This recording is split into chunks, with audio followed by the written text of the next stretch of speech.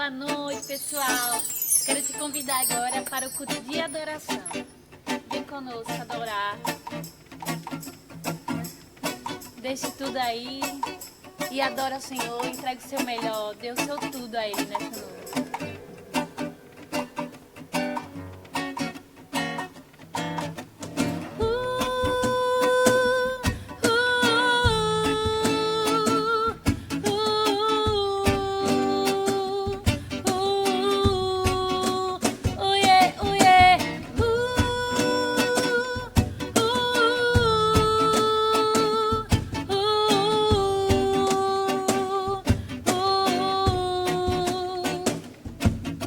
Aquele que tem sede busca beber da água que Cristo dá, terá dentro de si uma fonte que jamais se acabará.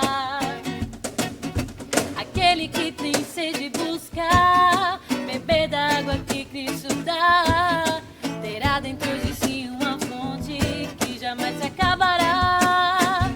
A fonte de água viva é o Senhor, e a água é o Consolador, Espírito de vida e louvor, preciso dele. Tu és o Espírito de amor, o meu guia e Consolador, enche-me com fogo do Senhor, preciso de ti.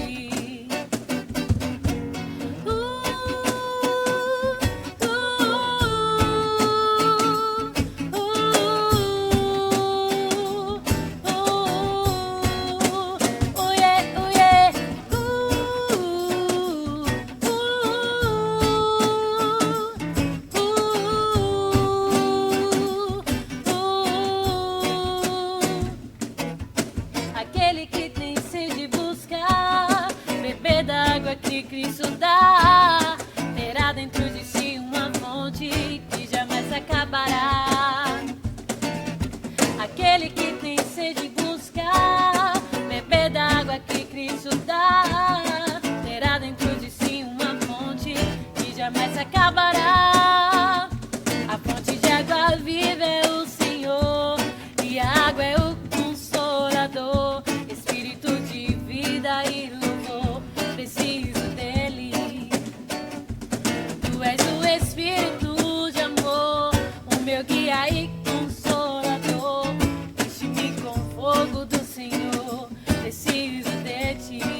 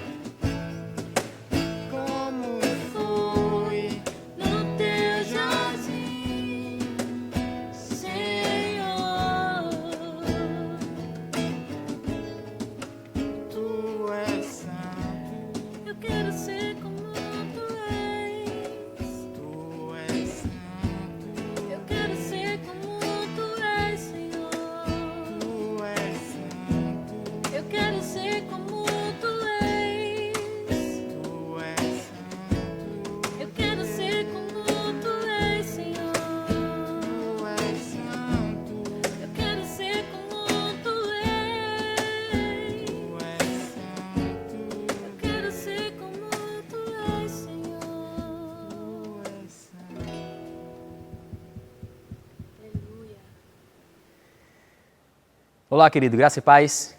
Eu estou passando para falar com você, para trazer uma palavra para o seu coração, da parte de Deus, sobre envio.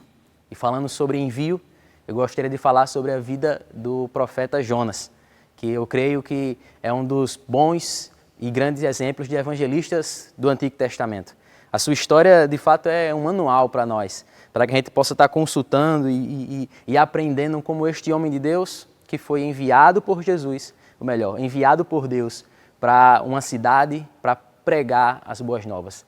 E olha que interessante, dos profetas do Antigo Testamento, Jonas é um dos poucos que Deus enviou para sair da sua cidade para ir para uma cidade gentílica, para pregar suas boas novas, tá? Então eu queria começando a falar sobre essa pessoa, sobre esse homem, né? E se você está bem familiarizado com a história dele, você sabe que Jonas, ele foi enviado por Deus para pregar o evangelho, para pregar a mensagem, a sua palavra lá em Nínive. Só que o que acontece? Nínive era uma cidade com uma fama ruim, sabe? Uma fama terrível, onde os seus líderes, onde os seus governantes, eles tinham uma fama de serem cruéis. Eles cometiam atos e coisas que até nos dias de hoje se dá medo, sabe? Dá tristeza e angústia só de trazer à memória as coisas e os fatos que eles faziam. E é interessante que Jonas, quando ele é enviado para Nínive, e da onde Jonas estava até chegar em Nínive eram cerca de 600 milhas. Mas o que é que Jonas faz? Jonas, ao invés de ir em direção para onde Deus havia lhe enviado, ele pega um navio, uma embarcação e vai para outro lugar. Ele pega uma embarcação e vai para Tars, fugindo ali do chamado de Deus para a vida dele, fugindo da sua obrigação, fugindo dessa missão de poder pregar a Nínive. Certamente, Nínive não era a cidade dos sonhos, o qual Jonas gostaria de ir. Certamente, Nínive não era esse lugar onde ele almejava estar. Como eu já disse, era um lugar onde a sua reputação era uma reputação ruim, pelos seus líderes e governantes, suas práticas, suas ações. Era um lugar que vivia em pecado. Era um lugar que vivia distante dos padrões de Deus. Era um lugar que vivia afundado na sua maldade, crueldade, no seu ocultismo. E era por isso que Deus havia enviado Jonas, para que ele se arrependesse dos seus pecados. Era por isso que Deus havia enviado Jonas, para que Jonas pudesse anunciar que o Deus dos céus estava trazendo juízo se não houvesse arrependimento. A mensagem era para que o povo de Nínive se voltasse para Deus, se convertesse dos seus maus caminhos, se convertesse dos seus pecados e pudesse então viver uma vida reta. Mas o que acontece? Jonas, ele acaba fugindo daquele lugar. A palavra vai nos falar que ele entra em uma embarcação e vai para outro lugar, um lado oposto. Nínive ficava a oeste do lugar onde Jonas se encontrava. E Jonas então ele pega uma embarcação e foge para o outro lado. Sabe, ele foge em outra direção, ele vai para um outro lugar. E a palavra vai nos falar que quando ele pega essa embarcação, ele vai para um lugar do barco, na parte de baixo do barco. E naquele lugar ele simplesmente dorme. Só que aquela embarcação em alto mar, ela passa por uma tempestade, ela passa por um momento de turbulência, onde os próprios, os marinheiros, as pessoas que estavam naquela embarcação começam a se preocupar. E então eles acordam Jonas. Porque é que em uma situação tão caótica daquela, Jonas, ele estava dormindo. E então pergunta, Jonas, de onde é que tu vens?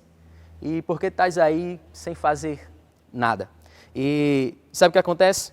Quando Jonas ele é jogado fora do barco por causa dele ter omitido a sua missão. E eu sei que você sabe da história do grande peixe que engole Jonas. Pois bem, Jonas ele é engolido por um grande peixe. E no ventre daquele peixe, naquele lugar escuro onde ele se encontrava, onde ele vai dizer que Deus o tinha levado até as profundezas dos montes, até os fundamentos dos montes. Ali ele ora diante do Senhor. Ali ele se arrepende diante de Deus. Ali ele se conserta com o Senhor por ter fugido do que Deus havia lhe chamado para fazer. E a palavra vai nos falar que o peixe, ele simplesmente dirige Jonas até o lugar onde ele havia projetado em Nínive e o cospe na praia. Se você for acompanhar comigo, no capítulo 3, no versículo de número 3, vai dizer que Jonas obedeceu a palavra do Senhor e foi para Nínive. Era uma cidade muito grande, sendo necessário 3 dias para percorrê-la. Então, no comecinho do versículo 3, do capítulo 3, Jonas obedeceu a palavra do Senhor. Em outras traduções, vai dizer que Jonas, ele então se levanta e obedece a palavra de Deus. E eu quero começar falando sobre isso, querido. Eu quero falar para você que não existe vida longe do seu chamado. Não existe vida você andar longe do seu propósito.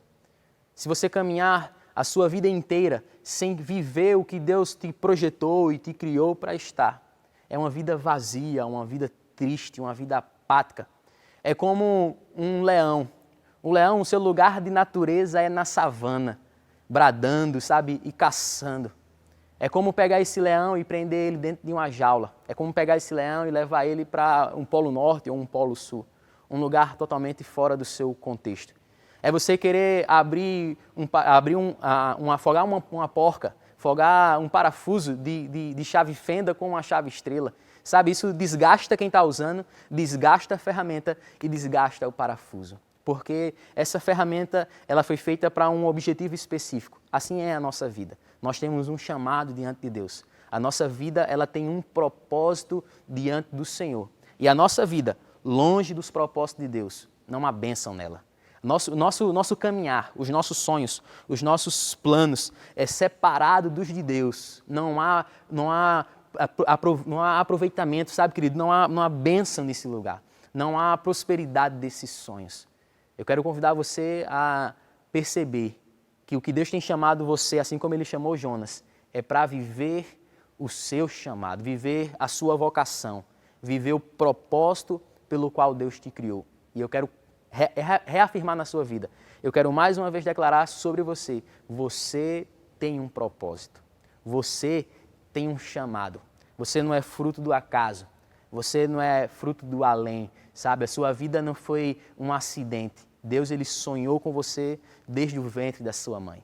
Deus, Ele sonhou com você e sonhou com você fazendo uma missão e um objetivo que eu não posso cumprir por você e que nenhuma pessoa que está ao seu lado irá cumprir, porque foi você que Deus levantou para realizar. Foi você que Deus construiu, chamou para executar. Você tem as ferramentas necessárias, porque foi o próprio Deus que colocou elas dentro de você, para você cumprir o seu chamado e o seu propósito. A triste verdade é que existem muitas pessoas fugindo desse chamado. Existem muitas pessoas, assim como Jonas, fugindo do chamado que Deus tem para a vida deles. Pessoas indo para o lugar oposto. Pessoas indo contra a mão daquilo que Deus estava te chamando. O resultado disso é o quê? A história de Jonas nos mostra. Ele passou por um naufrágio. Ele foi rejeitado pelos aqueles que estavam com ele na sua embarcação. Ele foi engolido por um grande peixe. Para que então ele pudesse acordar e perceber, rapaz, a minha vida, ela tem um chamado e eu quero cumprir esse chamado. Viver longe desse chamado, a vida fica vazia, querido. Por mais que você tente preencher, e as pessoas têm tentado preencher através das drogas, através do sexo, através do ocultismo, através de outras religiões, de misticismo, um buraco e um vazio que você só vai conseguir preencher naquele que te criou e aquele que te formou, sabe? Um peixe, ele foi feito para nadar nas águas. Uma águia, ela foi feita para voar voos altos. Um leão, ele foi feito para andar livre na savana. Assim foi você, criado por Deus, criado para viver o seu propósito. Por isso eu quero iniciar essa nossa reflexão dizendo, viva o seu chamado, viva o seu propósito. Continuando o texto, a palavra de Deus vai falar que quando Jonas ele estava dormindo no barco, as pessoas simplesmente questionaram, como pode? Você, servo do Deus vivo, servo do Deus Altíssimo, e está se escondendo? Está fugindo de proclamar o seu Deus? Se levanta, ora a Ele, talvez Ele te ouça e mude essa circunstância em que nós estamos. Sabe por quê, querido? Essas pessoas falaram isso para Jonas, porque Jonas precisava ser a mensagem. Jonas precisava, com a sua própria vida, anunciar as boas novas de Jesus. E Jesus, quando Ele nos envia, quando Ele envia os seus discípulos, quando Ele envia a sua igreja para anunciar as suas boas obras, Ele espera que nós o preguemos com as nossas vidas, não só com a nossa mensagem, não só com palavras, mas com a nossa vida. Sabe? A palavra vai nos falar que vocês são a luz do mundo. Não vai dizer que vocês falam da luz do mundo. A palavra vai nos dizer que vocês são o sal da terra. Não simplesmente que fala do sal da terra. Deus ele nos chama para ser a mensagem, não só para falar da mensagem. Muitas pessoas acham que falar a coisa certa já basta. Falar a mensagem certa já basta. Mas Deus tem chamado a gente para, através das nossas ações, até mesmo em silêncio, a nossa vida pregar, sabe? Até mesmo trabalhando, até mesmo em nossa casa, fazendo nosso dia a dia, nossas atividades corriqueiras com a família, sem abrir a boca para falar nada. Ainda assim, a nossa vida ser uma mensagem para esta geração. Eu imagino que na mente daqueles que estavam no barco com Jonas, quando ele estava fugindo do seu chamado, eles se frustraram. Porque como é que pode um servo do Deus Altíssimo, do Criador de todas as coisas, o Deus de Abraão, de Isaac e de Jacó, simplesmente estar se escondendo, sem viver o seu chamado, ou sem simplesmente com a sua própria vida anunciar as boas novas? Cristo espera que a gente, não só por meio das nossas palavras, mas por meio das nossas vidas, a gente anuncie essa mensagem.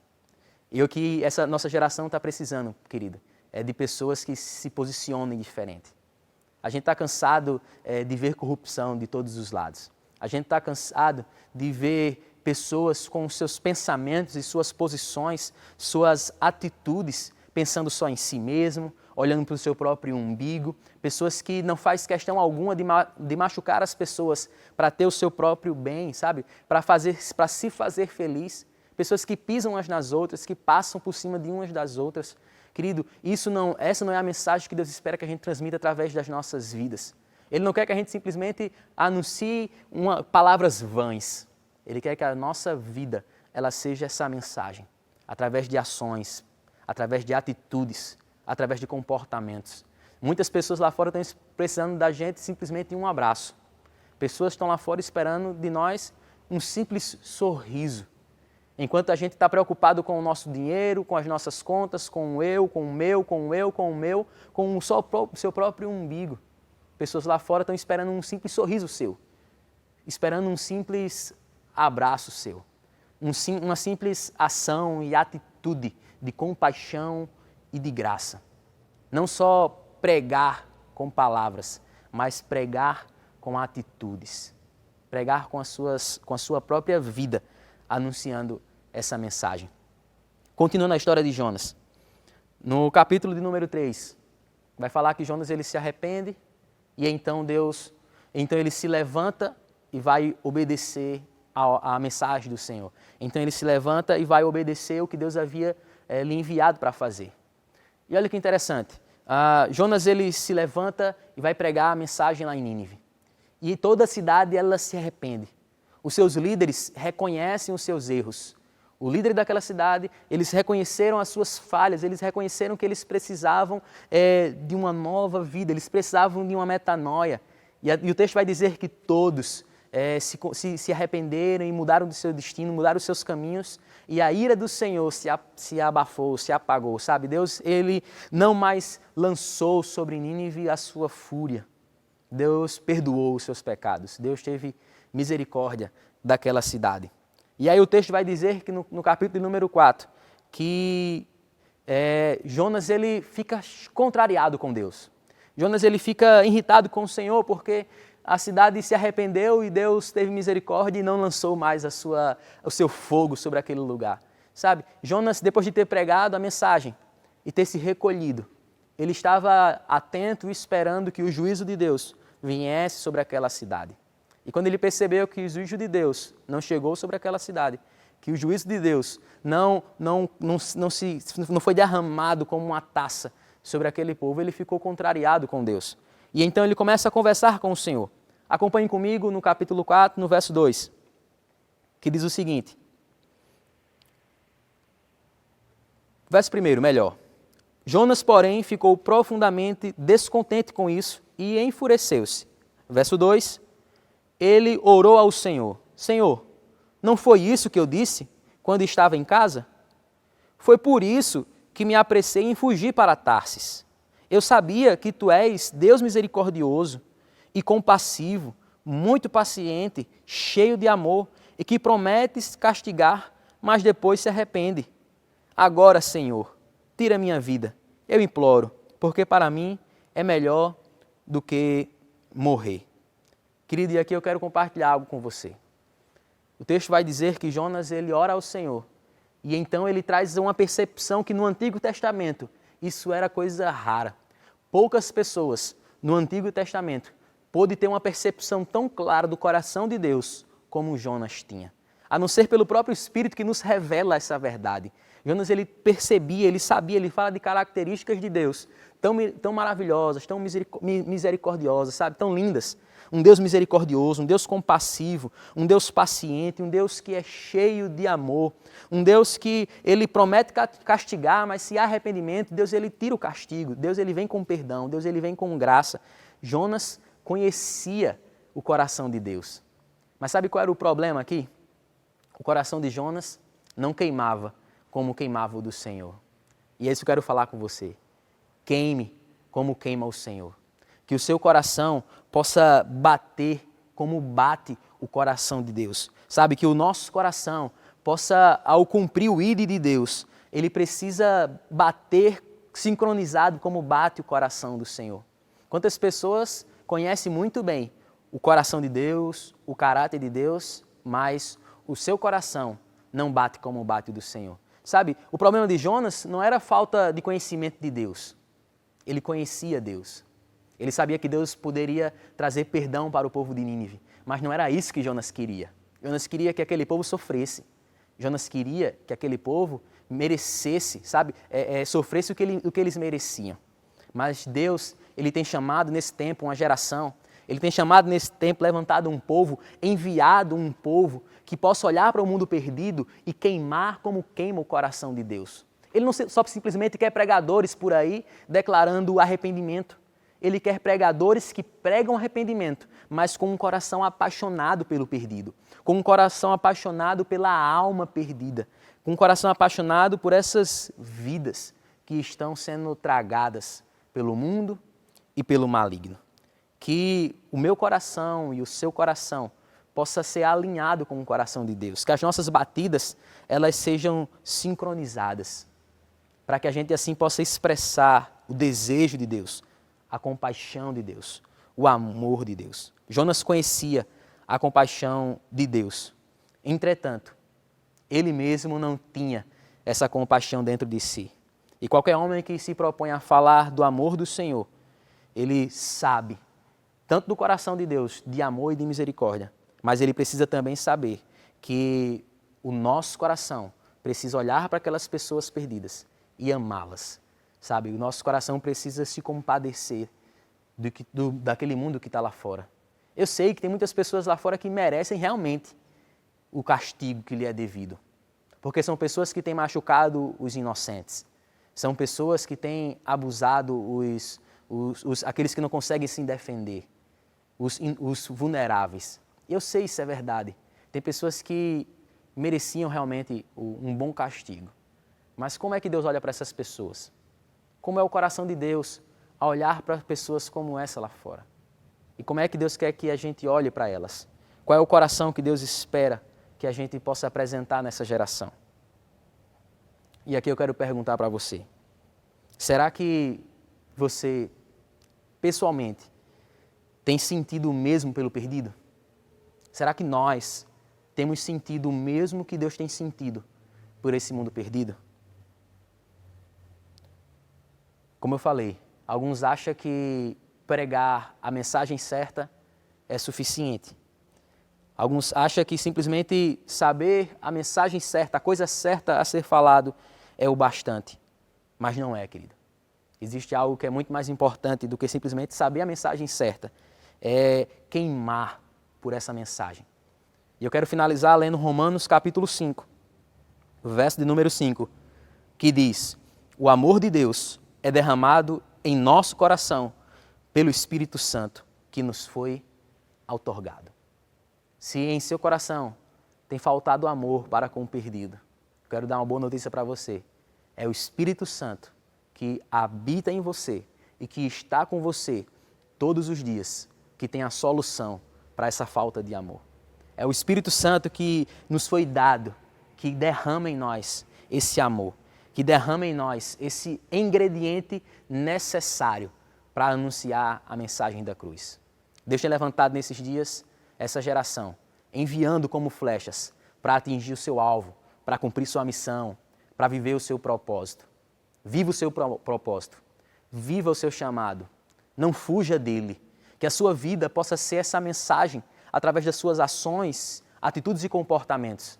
Que até mesmo em silêncio, com a boca fechada, a sua vida seja uma pregação viva, mas uma pregação de alguém que é apaixonado. Uma pregação de alguém que queima como queima o coração do Senhor. Que o meu olhar e o seu olhar, ao enxergar um perdido, ao enxergar alguém que necessita do Evangelho da salvação, que precisa de Jesus, possa se comover, sabe? Que o nosso coração possa sentir o que sente o coração de Deus. Amor, compaixão e misericórdia.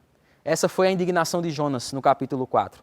Jonas sabia que Deus era misericordioso, mas Jonas não queria que aquele povo experimentasse de misericórdia. Muitas vezes nós queremos misericórdia para nós, mas juízo para o outro.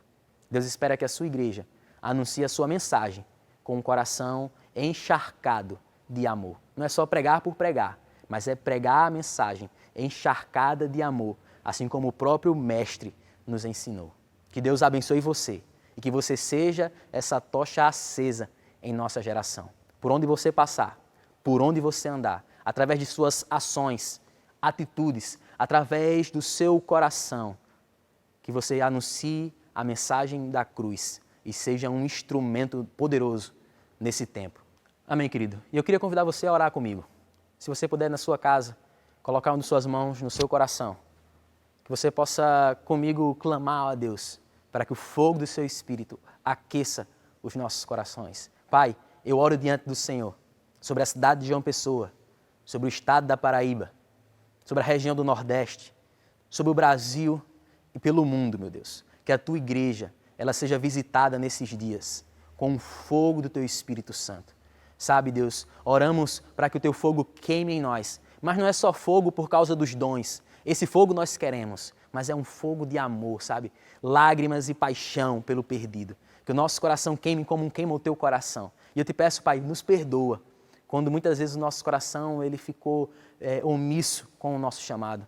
Nos perdoa, Deus, quando muitas das vezes nós olhamos para as pessoas o qual nós deveríamos oferecer misericórdia.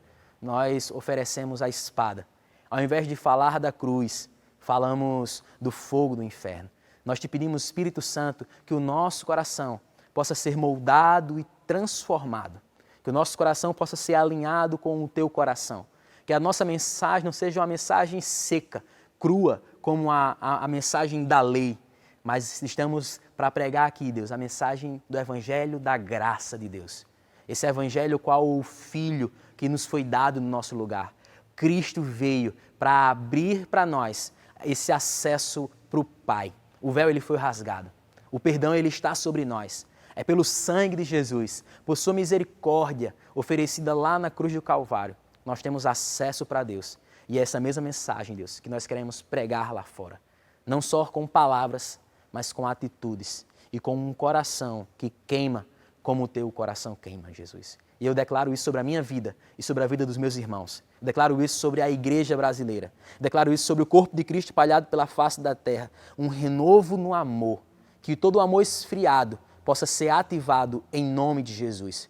Que todo coração que estava abatido e abafado, apagado, todo aquele que estava dormindo, eu declaro, acorda e desperta, ó tu que dormes, em nome de Jesus. Eu libero uma palavra de ativação de sonhos, ativação de dons, ativação de chamados, ativação do amor.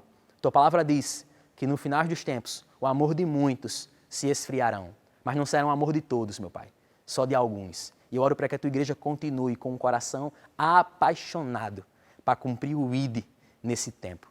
É assim que eu te oro, Deus, em nome de Jesus. Amém. Glória a Deus, querido. Eu quero agradecer a oportunidade de você me permitir estar na sua casa falando das boas novas de Cristo. Que você seja uma voz profética na nossa geração. E assim como Jonas, você seja esse evangelista que diz sim ao chamado de Deus. Fica na paz. Que Deus te abençoe. Aleluia por essa palavra e que nós possamos ser assim, não fugir do nosso chamado, do nosso propósito, amém? E nesse momento eu queria que você pudesse, junto comigo, lembrar de uma história que está lá em Lucas 21, vai falar sobre a viúva, né? Essa viúva que é tão conhecida, ela deu ali ao Senhor tudo que ela tinha. Né? Isso é tão valioso, isso é tão lindo, porque a realidade que aquela mulher se encontrava, ela poderia se permitir, né? Ela poderia dar essa desculpa de não mais ser fiel ao Senhor. Né? Mas o Senhor, Ele busca esse coração fiel. E aqui eu não quero falar de quantia, eu quero falar de fidelidade. Talvez você não tenha uma quantia que você gostaria de dar, de ofertar, de dizimar, mas você tem a fidelidade no seu coração. E é sobre essa fidelidade que eu quero falar com você. Não deixe de ser fiel ao Senhor. Com 5 centavos, com 10 centavos, com qualquer valor. Seja fiel ao Senhor. Guarde essa verdade no seu coração. Que em nenhum momento e que em nenhuma circunstância você perca a sua fidelidade ao Senhor. E foi isso que essa viúva fez. No momento que ela estava passando, né, de perda, de dificuldade, de tristeza, com certeza ela se apegou às verdades de Deus e não se deu essa oportunidade de deixar de ser fiel ao Senhor. Muito pelo contrário, ela permaneceu fiel. E que nesse momento você possa sair, né, do seu lugar, pegar seu aplicativo e dizimar e ofertar com muita alegria e generosidade ao Senhor. Que Deus te abençoe poderosamente. O único que é digno de receber a honra e a glória, a força e o poder, ao Deus eterno e imortal, invisível, mas real, a Ele ministramos o louvor. Ao único que é digno de receber a honra e a glória, a força e o poder, ao Rei eterno e imortal, invisível, mas real, a Ele ministramos o louvor. Coroamos a Ti, ó Rei Jesus. Coroamos a Ti, ó Rei Jesus. Adoramos o Teu nome, nos rendemos aos Seus pés, consagramos todo o nosso ser a Ti. Ao único que é digno de receber a honra e a glória, a força e o poder, ao Rei eterno e imortal, invisível, mas real, a Ele ministramos o louvor. Coroamos a Ti, ó Rei Jesus. Coroamos a Ti, ó Rei Jesus. Adoramos o Teu nome, nos rendemos aos Seus pés, consagramos todo o nosso ser a Ti. Consagramos todo o nosso ser a Ti. Consagramos todo. Chegamos ao final de mais um culto. E aqui, antes de encerrar, eu quero te dar alguns avisos do que vai acontecer durante a nossa semana. Nesse próximo domingo, nós estaremos com o nosso culto presencial. Então, eu quero convidar você a estar atento aí ao link que vai ser compartilhado. Procure o seu líder de célula para mais informações. Mas se você não está dentro do grupo de risco, eu convido você a estar conosco. Se você não vai poder estar conosco, né? Se você está dentro do grupo de risco e não vai poder estar conosco presencialmente, nós estaremos e continuaremos transmitindo nosso culto pelas nossas redes sociais. sociais, então fiquem ligados. O segundo aviso é que eu quero falar sobre as nossas células. Quero animar você a continuar engajado na nossa célula, né? Nas nossas células que nós temos espalhadas aí em vários bairros. Não deixe de participar, né? Essa é uma ferramenta que o Senhor nos deu para continuar, sabe, juntos, unidos, unânimes. Então, esses são os avisos que eu quero te dar. Nesse momento, eu quero convidar você a orar junto comigo, em nome de Jesus. Pai, nós queremos bendizer o Teu nome por essa noite. Obrigado por essa palavra, obrigado por estar conosco. Obrigada, Senhor, porque Tu tens um plano e um propósito para nós e nós não queremos fugir desse plano, Senhor. Nos abençoa no restante dessa semana, nos guarda e nos livra de todo o mal. Nós te agradecemos e te louvamos em nome de Jesus. Amém. Deus abençoe você e a sua casa.